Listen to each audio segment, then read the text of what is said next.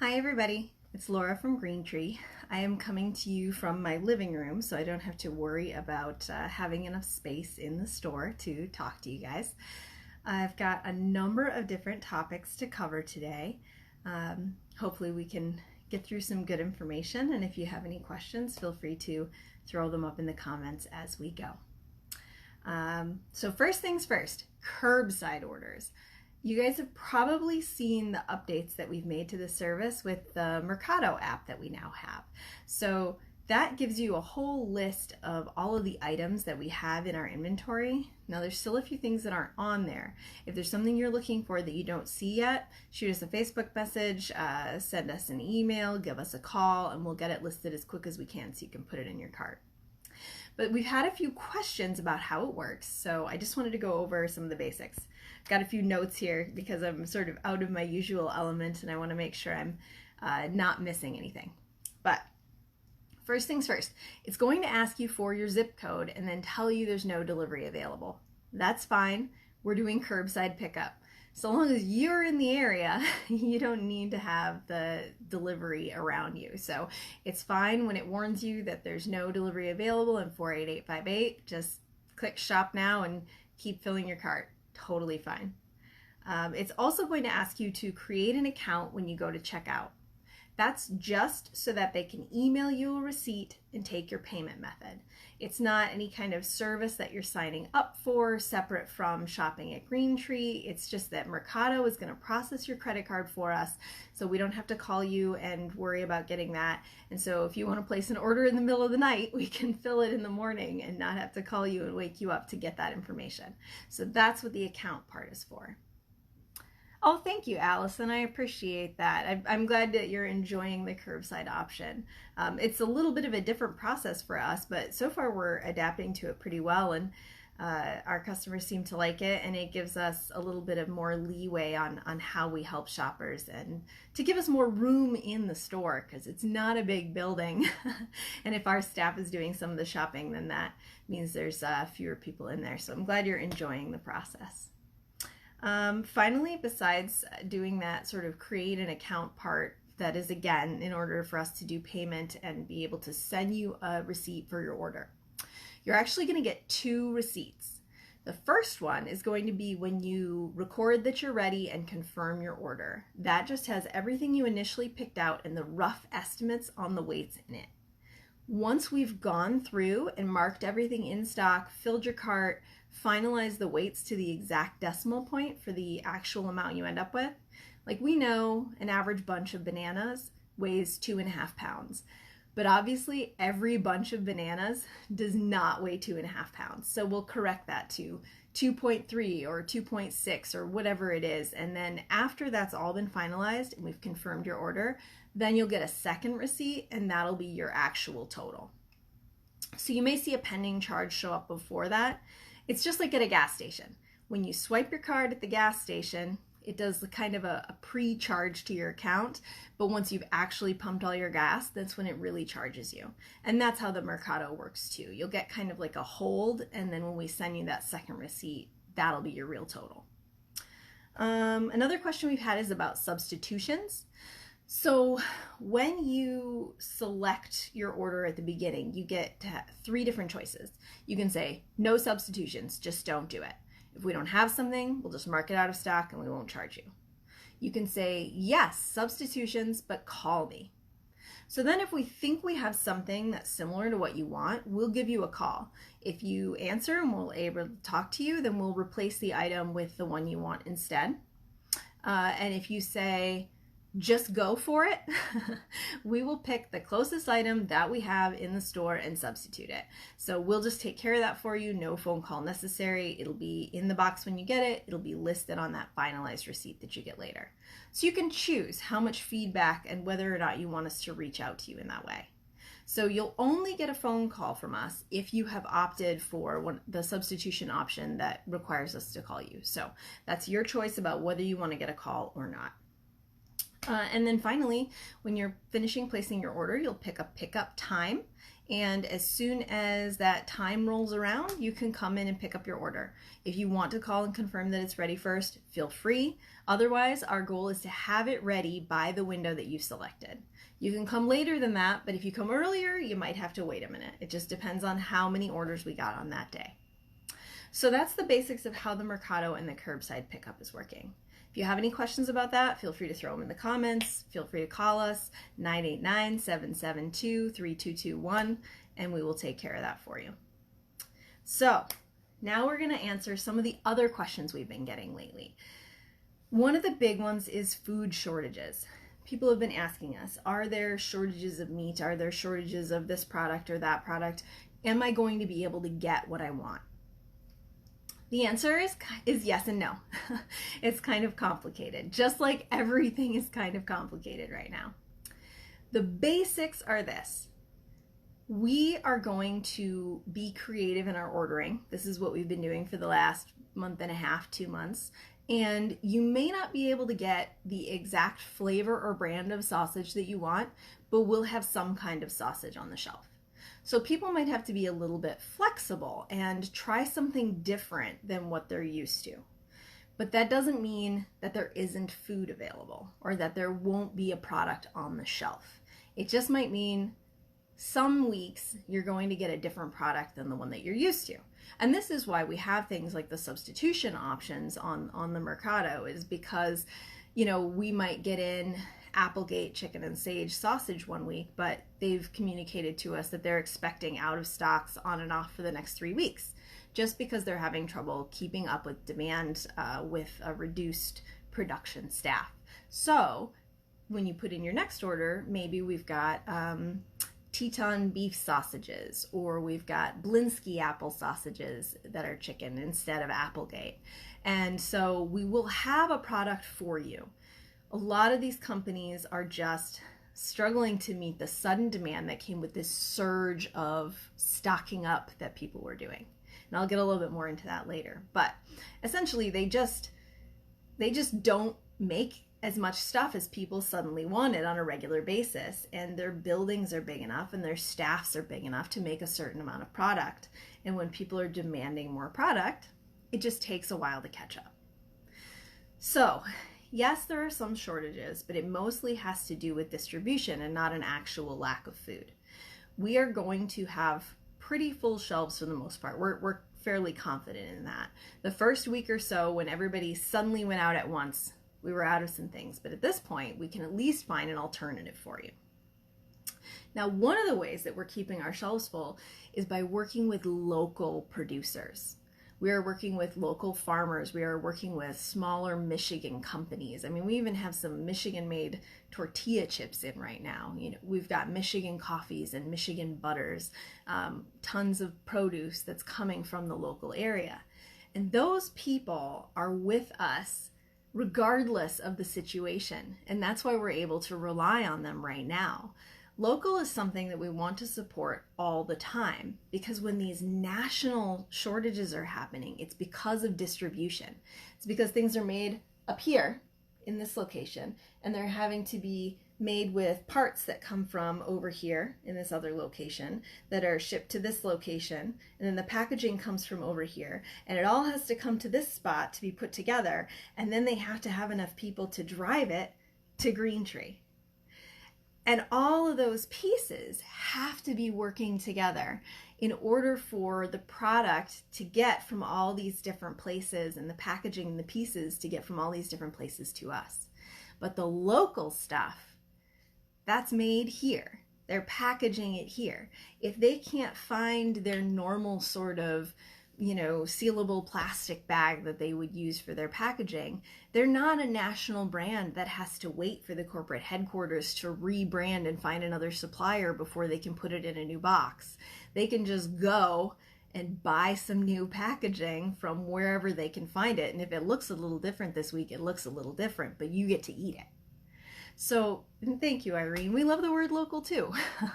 So this is why you want to support this part of our food system all the time, because it's here for us in these times when this larger national system can't keep up with that just-in-time demand. You may have heard this phrase, just-in-time production. This is what happened with toilet paper.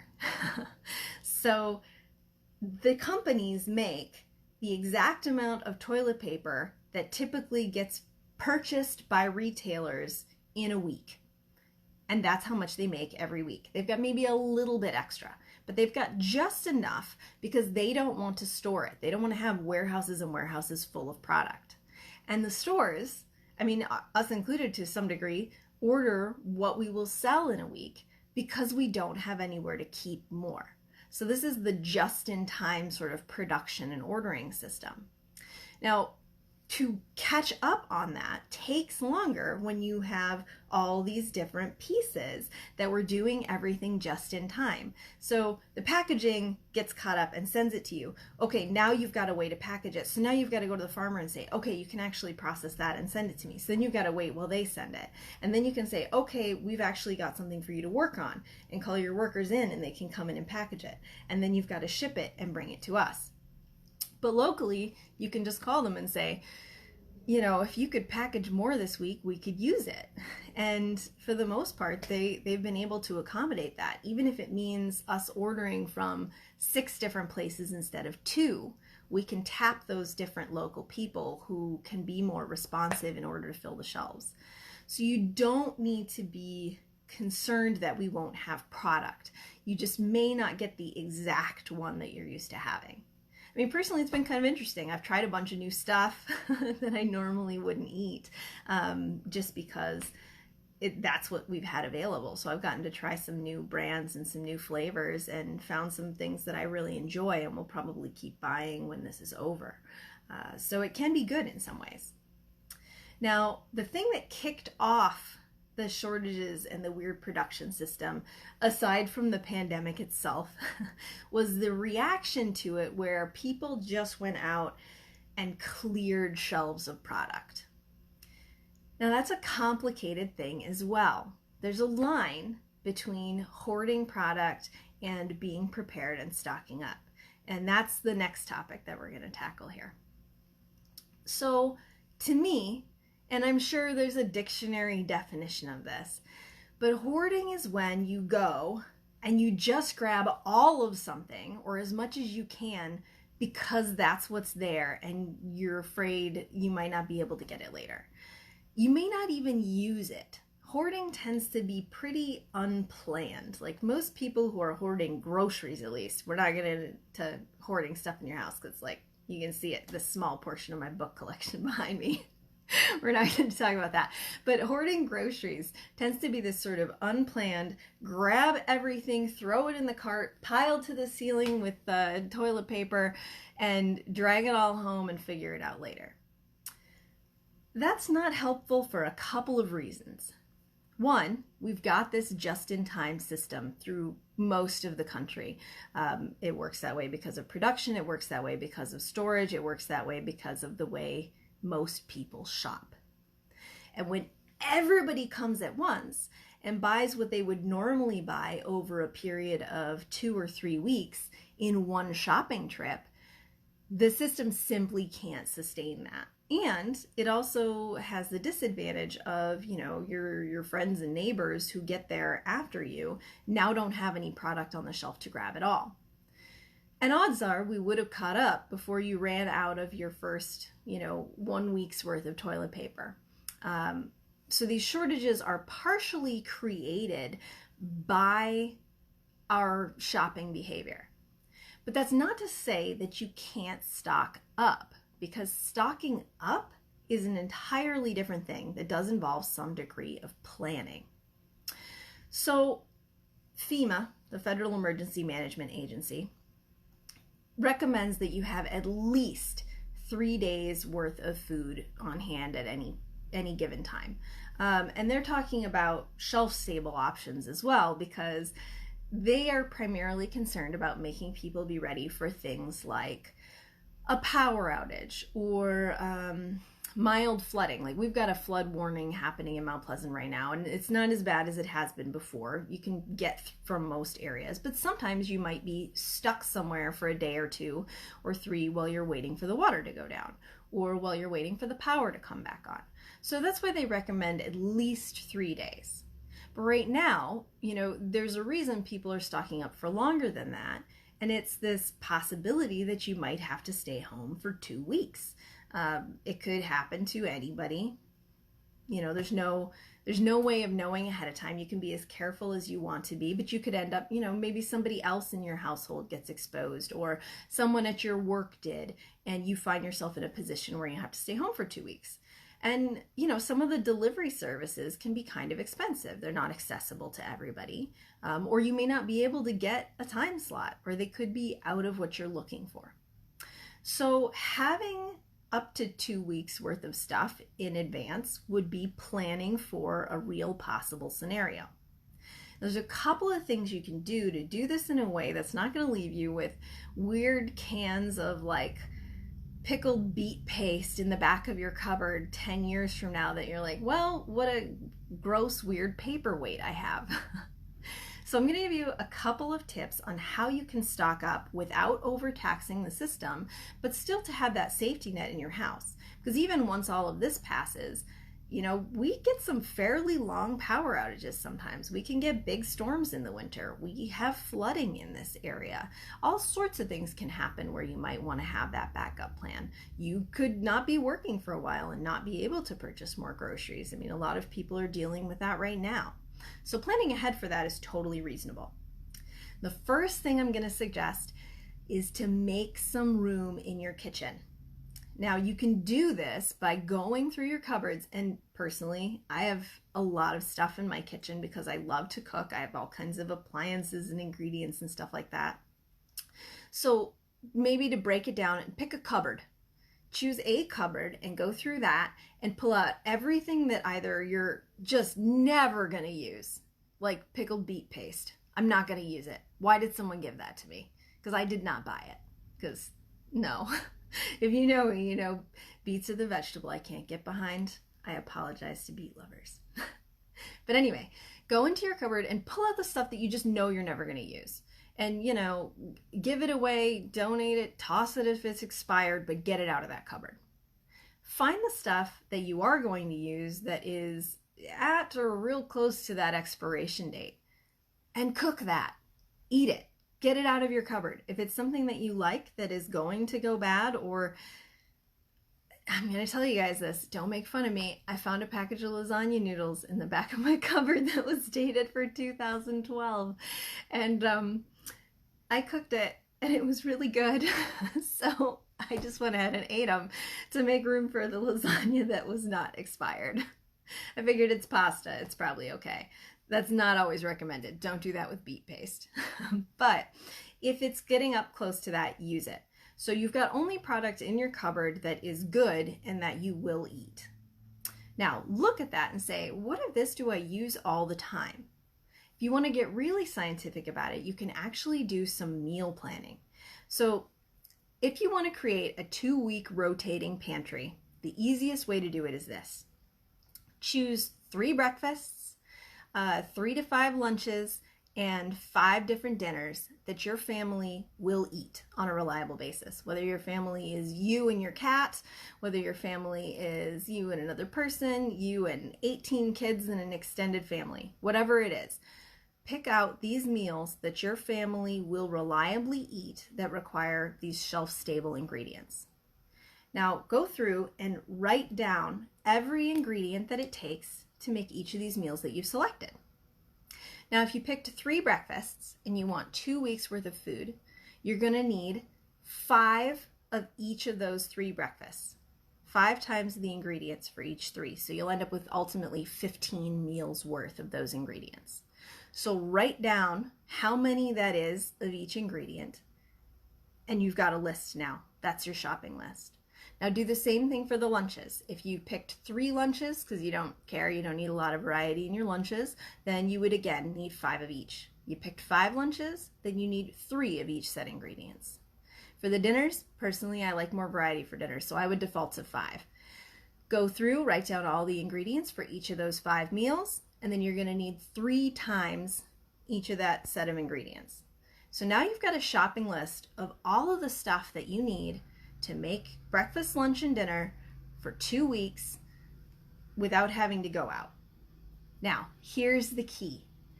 Don't go buy all of that in one shopping trip. That's what causes the issues that we've been seeing with companies having a hard time keeping up with demand, with stores not having enough backstock to keep the shelves full. Plus, that is really expensive and it's not within most people's grocery shopping budget. Instead, look at that list, and every time you go to the store, pick up 1 extra meal's worth of stuff, or maybe a breakfast and a lunch, but kind of break it down and pick up a smaller portion of that list. And when you put it back in your cupboard, put the new stuff at the back, just like we do when we're stocking shelves. So you're actually rotating through that. Because if you want to plan ahead and have these cupboards that are full for a longer period of time, in case you're worried about something like this, then you want to make sure you're not constantly wasting this food by letting it expire. Now, once you have totally gotten through that list of stuff and you have your 2 weeks worth of meals, here's the other thing. Use it. Use it on a regular rolling basis. You don't have to just eat that menu forever and keep refilling it. But 2 or 3 times a week, incorporate one of those meals into your actual regular rotation and then just replace that on your next grocery shopping trip. That way you don't have a bunch of food expiring in your cupboard. You've made it much easier because now you have these go-to meals that you can grab on a busy morning, afternoon, evening, or if you're like me, afternoon, evening, late evening, depending on what your meal schedule is like. And so you've saved yourself some time. If you watch for sales and stock up on some of these ingredients when they're on sale, you've saved yourself some money, and you've just generally made this process much easier. So those are some suggestions about how there are real concerns about production, but we're keeping pretty well caught up. We're keeping the shelves full. Those are some ways that you can fill your cupboards without emptying the shelves, which is better for you and your budget and better for your fellow shoppers.